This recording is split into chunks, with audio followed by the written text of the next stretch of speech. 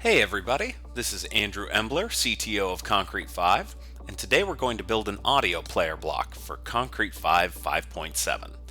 Building an audio player will give us a nice opportunity to tackle some of the more advanced things that a Concrete5 developer is going to want to do when they're building a Concrete5 block. It's sort of a hello world block where you're, putting text into a text area and that text gets printed out in the page. Like, that's kind of interesting, and it's definitely a good introduction, but it's not always the most practical way of approaching of learning something. So something like an audio player is something a developer actually might want to build for a project, and it also gives us the opportunity to play around with some more advanced concepts, like we're going to interact with the file manager. So we're going to actually give you the ability to choose an audio file from files you've uploaded to your Concrete5 file manager.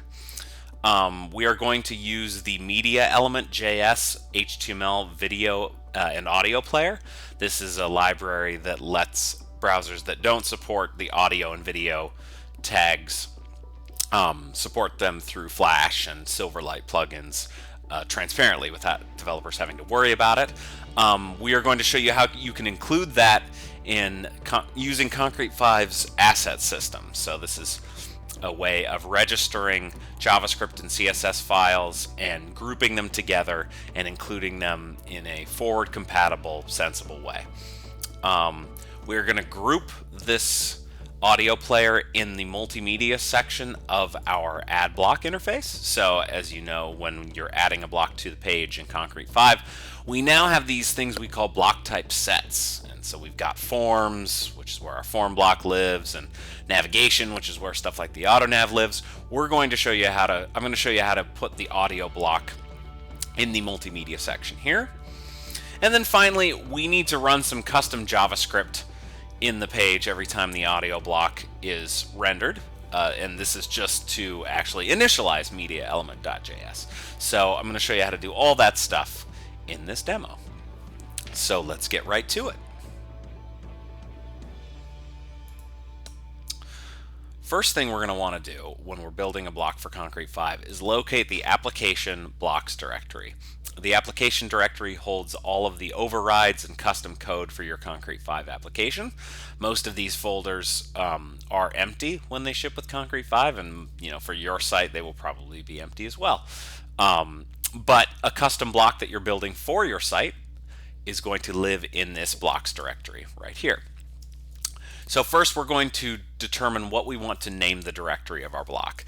If we go into the Concrete directory and look in the Concrete blocks directory, these are all of the blocks that ship with Concrete5. And you'll notice they're all lowercase, they don't have any spaces in the titles. These are what we call the block type handle. And basically in Concrete5, anytime you see the word handle, that's sort of what it means. It means all lowercase, no spaces. Instead there are going to be underscores instead of spaces, and it's basically stuff that's supposed to work well and look good in a file system.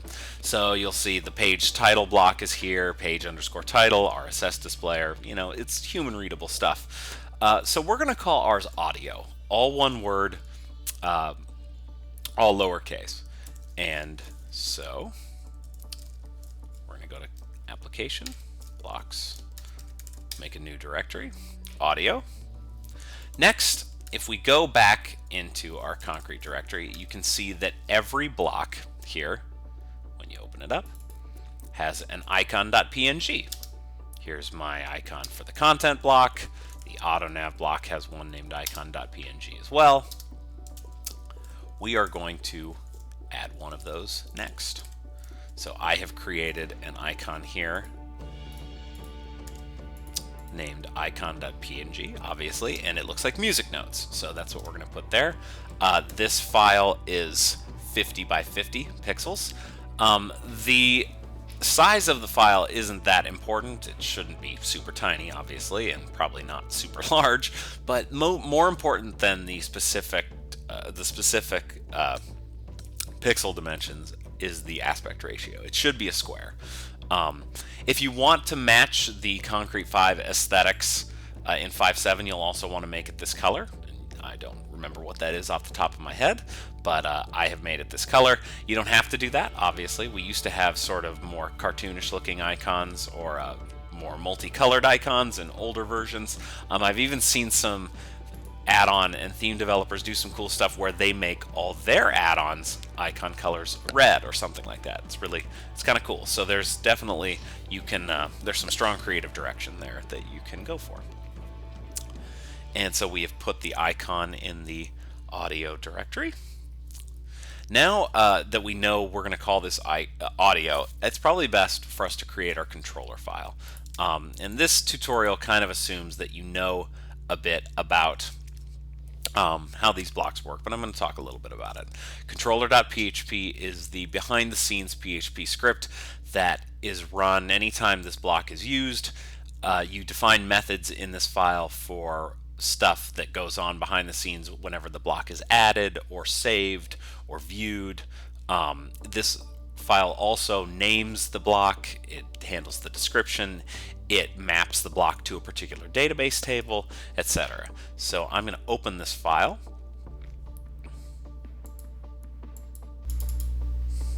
And as you can see, I have pre-populated this controller with some of the important stuff that we're gonna need to make this block work, and I will go through it now. So these are sort of the super basics that you need for a Concrete5 block. First, we've got our PHP namespace. So since this is in our application and not the Concrete core or a package, the first segment of our PHP namespace is application. Then we have block. This is going to be the case for all Concrete5 blocks. And then we have audio. Notice the casing, audio uppercase A. The casing in this is important. You're never going to, the casing does not match the casing of the handle. In fact, it sort of is the inverse of that. So instead of being all lowercase with no spaces and underscores, we are all camel cased, and that just means each word is uppercased, and then there's lowercase letters until you get to the next word. So for example, let's say we named our audio player, our audio block audio player, audio_player as our handle. Well, then what we would actually do is we would name it application block audio player. Notice there's no underscore here, and instead of the underscore, we actually stick those two words together and uppercase the P next to it. You'll see this in the core all over the place. You'll come to understand it, and it is second nature, but I just wanted to go over that just a little bit. Next, we import a class we're going to be using. That is the Concrete core block controller class. Any people who have built blocks for Concrete5.6 in the past, this will probably be, this is something that you will remember. Obviously it's namespace now, so it's a little bit more complicated, but it used to just be named block controller. But the principle is the same. The controller class that you're creating is extending the Concrete core block controller class. Next, we've got our this line of code, which is really just included all over the place in Concrete5. It ensures that you can't just browse to this controller.php file in the file system and run it through PHP. You have to have a constant named C5 execute, or it will tell you access denied. So if I tried to load up controller.php in a browser, it will tell me access denied because this isn't running through Concrete5. Standard stuff. That's not specifically required for a block, but it is in general a good best practice for Concrete5 development. Next, we've got our class definition. So the controller class is just named controller. Since in Concrete5.6 and earlier, you used to have to name this specially, but since we are namespaced, you don't have to do that anymore. The custom naming of this item happens at the namespace level rather than at the class level. So class controller extends block controller. Next, we have 4 protected variables that we are including in this. There's many more that you can define in blocks, and if you go through the core, you'll see them. There's different variables for handling caching and all sorts of stuff like that. But this is kind of a nice bare minimum. You don't even need to have some of these, but most blocks will at least have a few. The first thing here is BT table. Table is the database table that this block works with. Not all blocks even need a database table. If you're not doing any kind of dynamic output, if your block is just like a horizontal rule that gets stuck in the page, you don't even need a database table. Most blocks, however, will have one. Some blocks that are more complicated may have a BT table displayed here and then actually interact with more than one table. That's not uncommon. But many blocks that just need to store one set of data about their block we'll just define one database table. So we're going to store all of our audio block specific parameters in the database table BT audio, and we will get into how we define that and install that a little later. Next, we define how big the dialog window for our block is. This is 350 by 290. This is obviously kind of a guess. If you're on a mobile device, we might shrink the window a bit or something like that, and users can change the size of those blocks, those dialogues as well. But this is the starting point window size, and so it's generally a good idea to make this kind of match the contents that you have. Next, we get to the ability to define which block type set this is going to fall into. If you don't have this line in here, your block will just show up at the end of the block types. But instead, we are saying, when this block is installed, we're going to put it in the multimedia block set. And that will make the block show up in multimedia right down here, along with Google Map, video player, YouTube video, etc. And you might be wondering, how do I know that that multimedia actually exists? Well, you'll have to go into the database as of right now, because as I'm doing this screencast, we don't have too many user-facing ways in the dashboard of managing those block type sets, but they are available in the database to get. So if I do a query from my block type sets table, you'll see there are these 5 block type sets, and there's this parameter BTS handle, and there's basic, navigation, form, social, and multimedia. That's where this value comes from. So if I wanted this to show up at the top level, I would change multimedia to basic, or I could leave it out altogether. Next, we've got 2 items that are required for blocks.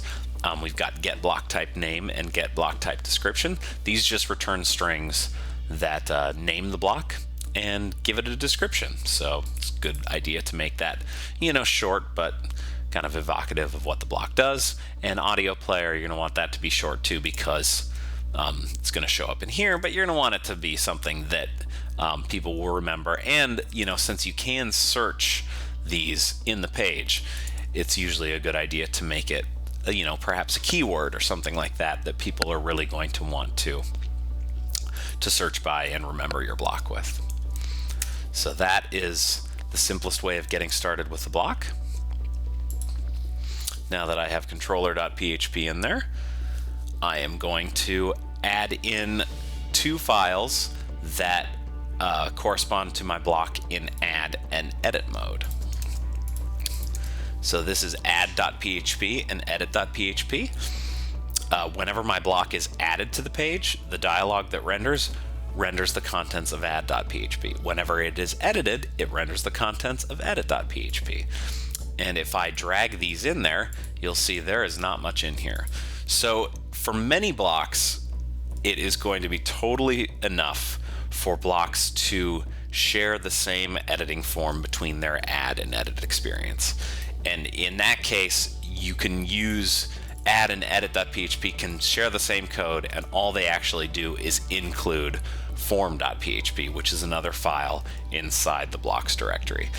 You'll notice we're not doing a standard PHP include because that isn't necessarily aware of my current scope or anything like that. Instead, we are using the view variable, which is available in all block views and in all single page views as well. Basically, anywhere you're dealing with a template that is displayed to a user, you have a view object, and it's sort of specific to the scope that you're in.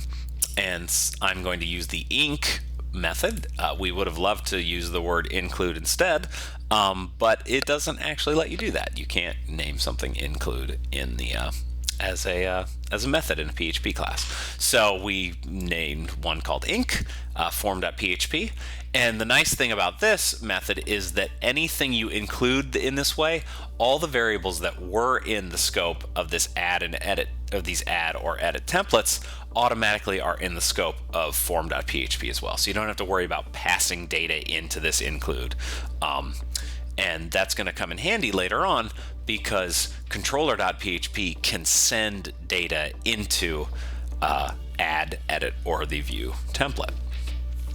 So now I've got form.php. If I fired this up and installed it, I would get an error because when I tried to add it, because I don't actually have form.php. So let's create form.php.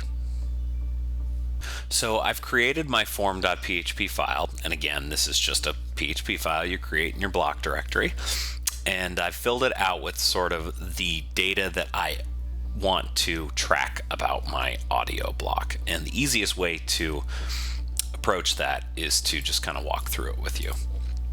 So here, the first line, we've got our check to make sure that we're running inside of Concrete5, standard stuff. The next thing is a little bit more advanced. This is the way that you access the asset library file manager service in Concrete5.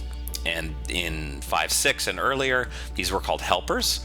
The idea behind helpers were these kind of reusable functions that you as a developer might find useful when working with Concrete5, and they were sort of broken up into these paths in a way to make them a little bit easier to remember than PHP classes, or at least that was the idea. Additionally, they were registered at these paths, and then other developers could register replacements for them, which extended the original ones, offered new functionality while still having access to the old one, all that kind of stuff. And this is the Concrete Asset Library helper, and this is how you invoke it in 5.7. So you have a class name core, and then there's this make function here. Core is available. You don't have to do anything to import it if you're working from within a template. If you're working from within PHP class, you'd have to add something like use core to the top, but you shouldn't have to worry about that. And then you've got helper concrete asset library.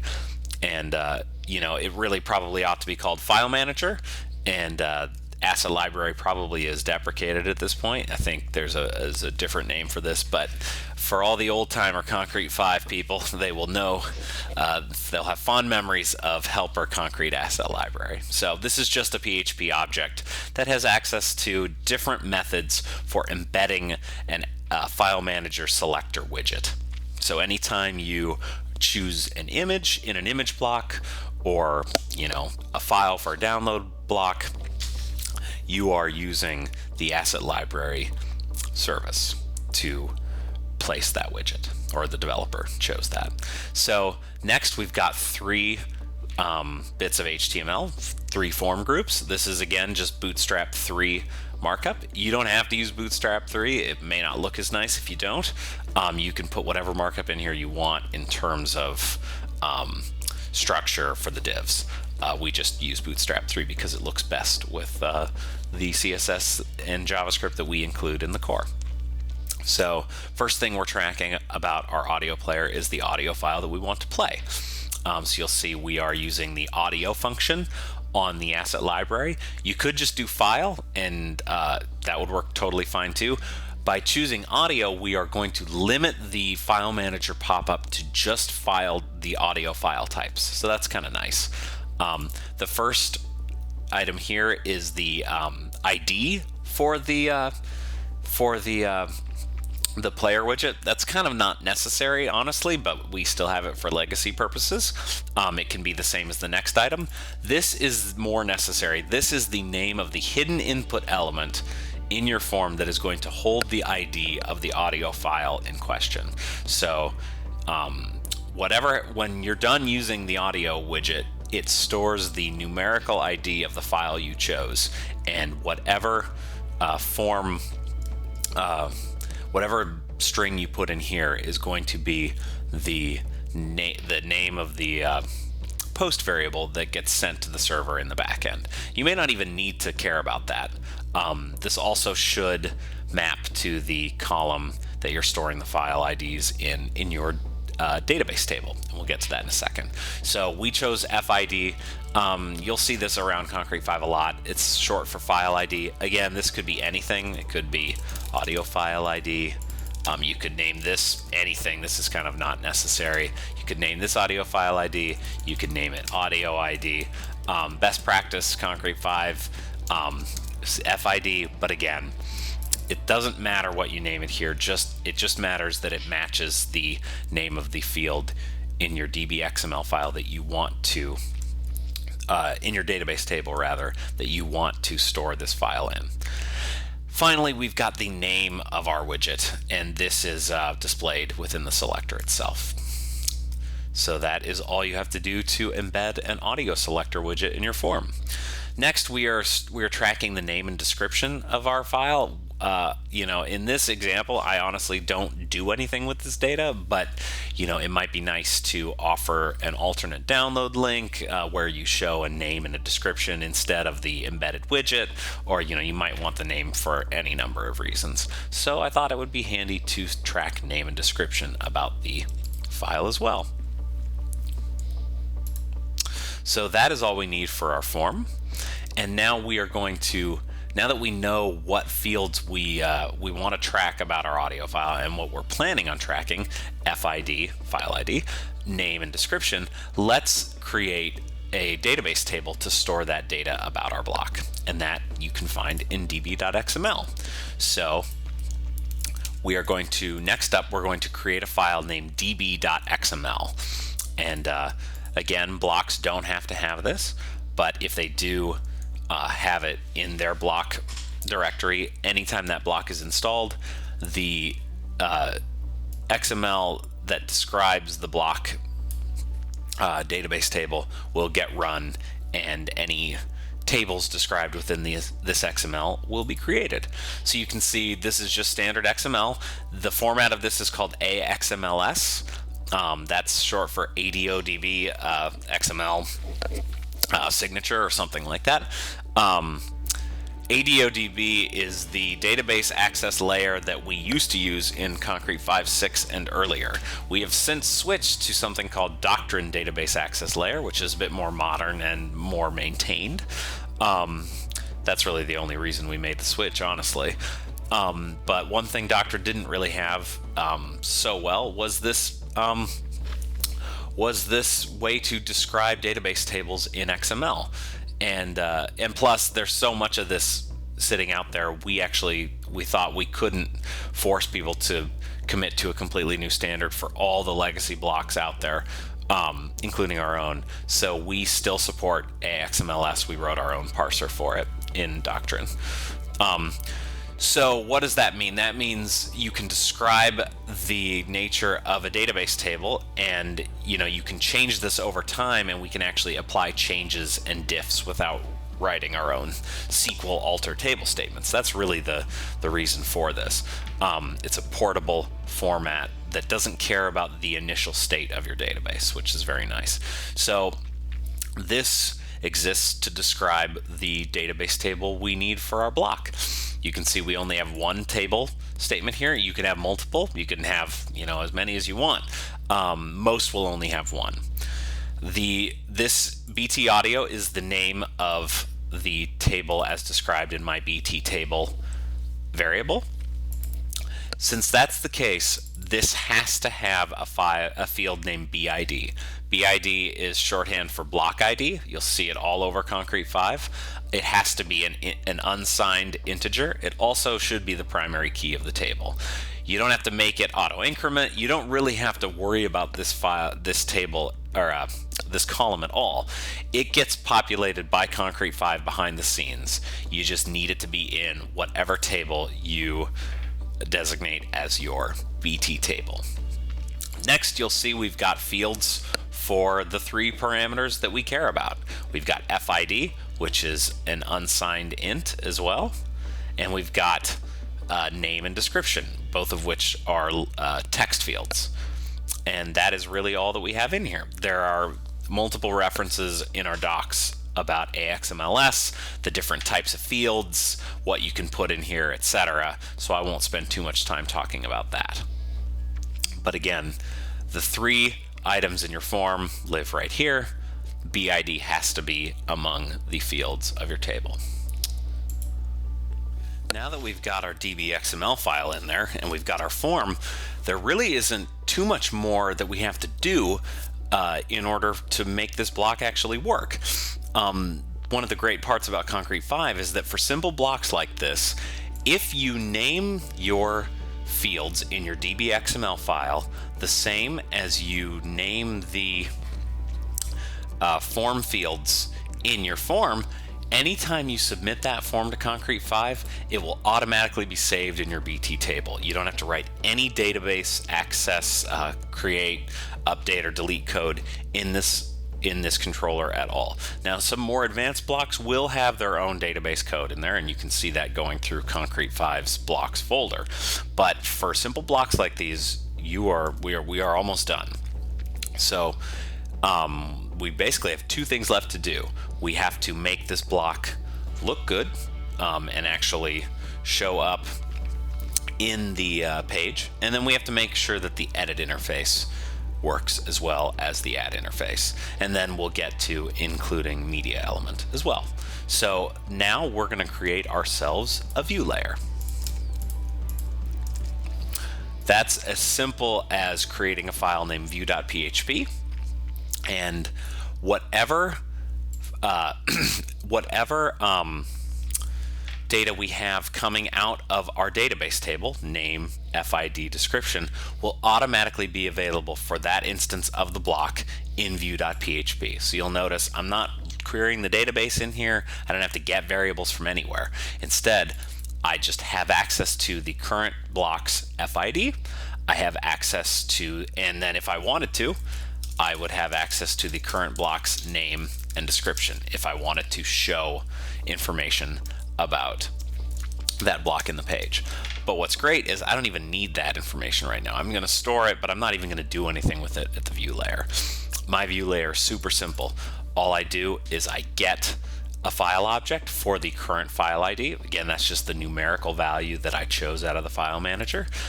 First, I check to see if it actually is an object, and then I output my audio tag. I've got an audio tag, standard HTML5 audio. I've got my source. I only have one source in here. So a more advanced version of this block could have multiple sources for different audio formats. I've got my file get relative path here, and then I've got my file get MIME type. So super simple, very easy to do. Again, you don't have to do anything fancy to get access to these parameters. If they all share the same column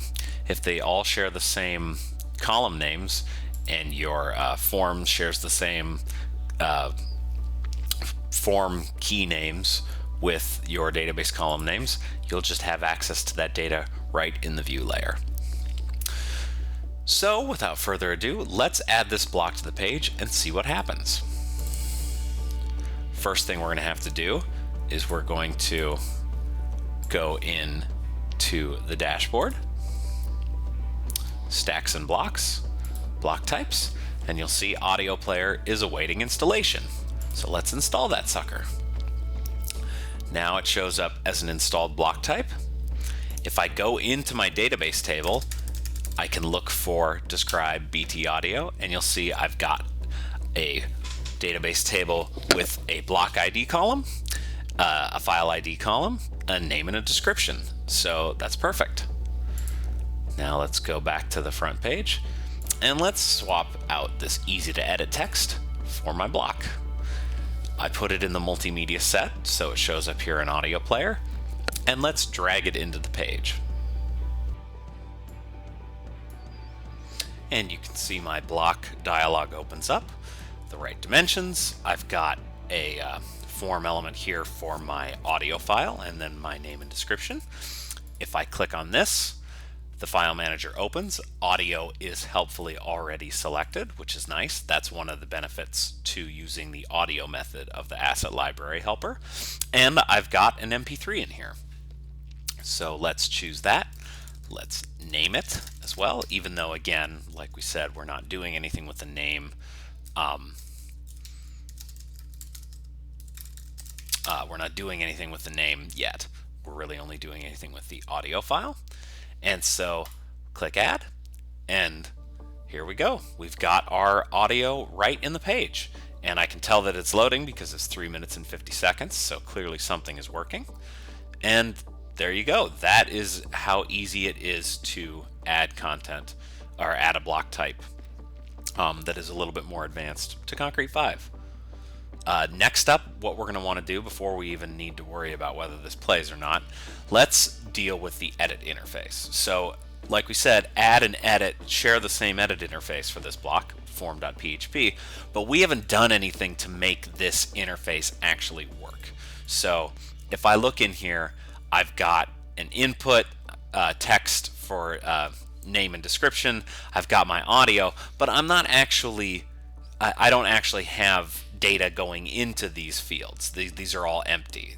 If I edit this block, there's no audio file in there. There's no name and description. So if I were to save this, I'd clear out all my old data, which is terrible. Fortunately, working with this is just as easy as working with view.php. So the first thing that I can do is just add a value, and the name parameter, since it is part of the table that is defined in my dbxml, is just available in this scope, just the same way it is in view.php. Same with the description. So if I close this and edit the block again, you can see name and description loaded perfectly. Doing the block here is a little bit, or the file here is a little bit more complicated, but not too bad. Let's steal this code here, file get by ID and is object. We're going to add that here. Now keep in mind, this has to work in both add and edit, and in add there's no file, so we can't assume that there is. So what we're going to do is we're going to start by saying file equals false. Let's call this something else, actually, audio file equals false. Then we're going to check to see if is set FID and FID is greater than 0. Now we're going to move this inside the if here.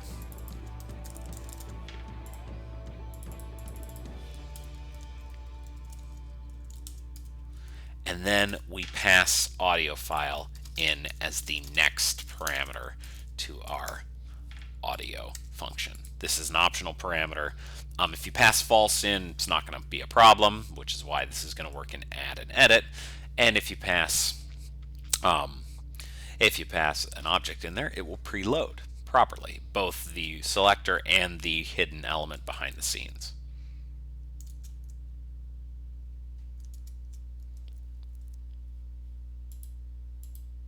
So now when I edit the block, you can see that it preloads with my MP3 player.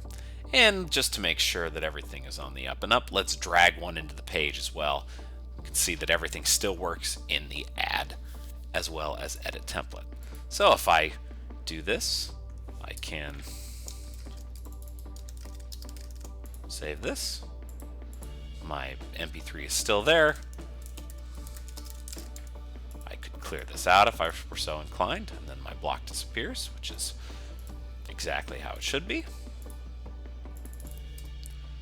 And we have just made ourselves a functioning block. So if I publish my changes, it works just fine, which is great. And that is all you need to do to build an audio player for Concrete5. And like I said, there's many ways you can enhance this. We're going to do one of those now with assets, but and different sources and things like that. But at its core, this is as simple as it gets. And you'll find that a lot of blocks that are powerful and really useful don't have to be any more complicated than this. There's no reason to overthink this. You can build I've been talking the entire time, but I built this block. You can build this block inside of 20 minutes and pat yourself on the back. So let's worry about adding the media element library now. And again, just a little bit of why we would want to do this. This is the audio tag. I am in Safari right now. Certain browsers don't support this. Older versions of IE, I'm sure, and older versions of other browsers too. And Media Element is a way to fall back, is a fallback for browsers that don't support it, and it uses Flash and Silverlight. But for browsers that do, you will not have to worry about that stuff loading, and it'll work on iOS and Android, and everyone's happy. So we want to include Media Element in our audio player. But we want to do it the Concrete5 7 way. In the past, we might just download some JavaScript, stick it in the blocks directory, call something called add header item or add footer item, or just include the JavaScript in the view layer. That works in a pinch, but unfortunately, then you get JavaScript being included multiple times on a page, or you have JavaScript that is incompatible with other stuff. We introduced something in 5.7 called the asset system to combat this kind of thing. So in Concrete 5.7, what you're going to do is you're going to register Media Element as an asset, and then you're going to say, my block requires the Media Element asset to run. And then Concrete5 takes care of not including the same asset twice. You don't have to worry about the names of your files. It will handle versioning collisions between incompatible assets. It'll handle grouping and precedence of asset stuff if you use asset groups. And even it will even handle caching of assets and combining combining files together if you've got CSS and JavaScript caching turned on. So it's really very powerful, and I'm going to give you a crash course on how to enable it for this block. So let's go back to our controller. This is going to involve adding some new lines of code to our controller.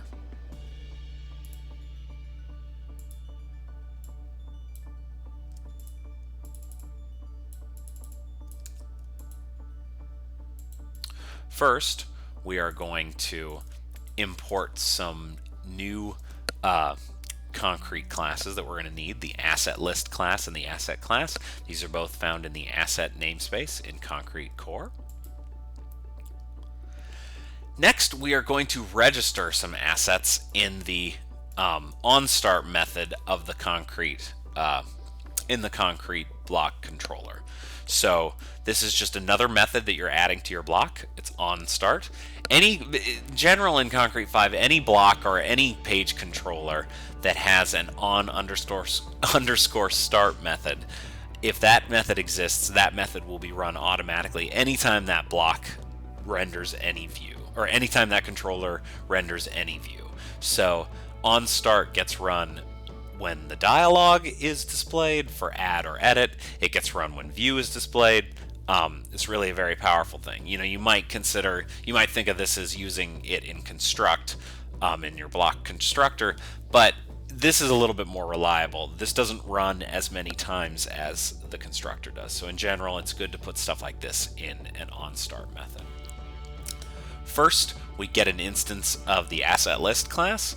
This is a singleton object, so there's only one asset list for any Concrete5 request. Running it through getInstance gets you that one single instance. Next, we are going to register our media element. So there's two register functions here. The first, and I'll just walk through this with you. First, we are registering the JavaScript portion of media element. We've taken media element and we've downloaded it into our blocks audio, or our audio blocks directory. We can just stick it in as is.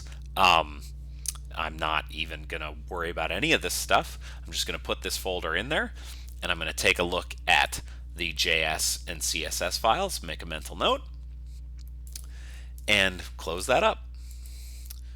First, we are going to say register the JavaScript file that media element provides. The first parameter to this asset list method is the type.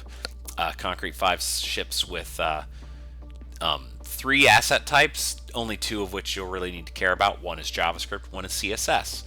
The types are useful because they control different defaults, as well as how Concrete5 outputs these assets in the page. Next, we are going to give it an asset handle. I'm just going to call it media element. Then we are going to give a path to the file in question. And in general, this starts from either the core or a package or the application directory. So since we're in application, we're not going to include application. We're just going to start with blocks. Blocks/audio/media element, and then media element and player.min.js. Next, we have an array of certain aspects of the of options available to the asset list register function. And if you delve into the register function, you can see what the defaults are for those things. We will do a better job of documenting this stuff. There will be an actual reference in the assets section of the documentation for this as well. But in general, you've got a position, whether it's in the header or footer, a version of the asset. That's typically the version that's the version of the asset that the developer provided. So with media element, I downloaded version 2.16.3 from their site. So I'm calling this version 2.16.3. Next, whether to minify the asset or not. If you've got asset caching off, you're never going to minify it, and you're never going to combine it, but with other assets. But if you've got it turned on, we will try and minify those things in order to make smaller files.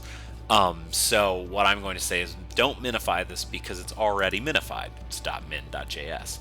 But I am going to say that you can combine it with other assets because it's generally self-contained and that won't cause problems. And I'm going to do that for the CSS as well. So I get through JavaScript. Now I'm going to register the CSS element. This is CSS, media element, blocks audio, media element player.min.css. And I am free to do this as much as I want. In general, you want this to be unique, but it can be unique across different types. So if I had something like if I had a CSS file for a media element blue skin, I might create this and call it media element -blue, and then media element player.blue.min.css. Again, I don't actually have that, so I'm not going to save these changes. But what you want to do is make sure that this is unique, but you don't need it to be unique across it if you're in different types. So you don't need to say media element JavaScript as your asset handle or media element -css, because that is handled by the different types. Finally, for brevity's sake, we are going to group these together. And this is generally what you want to do when you've got assets that are part of the same library. And this grouping controls how these things are ordered. So if you had multiple JavaScripts in this list, the order that they came in the list would determine how they were output in the footer. And you've got CSS in here. And basically, we are creating a group named media element that is comprised of the CSS file here and the JavaScript file here. And once we do all that, anywhere we say require asset media element, it is going to output these assets in the proper place and at the proper time. So let's do that. We're going to create a method called register view assets. You could actually just name this method view, and view is automatically run anytime a block is viewed. But register view assets has some benefits when you are registering assets that are output in the view. And the reason for that is if you cache a block, this is just an aside since we're not caching this block, but we could.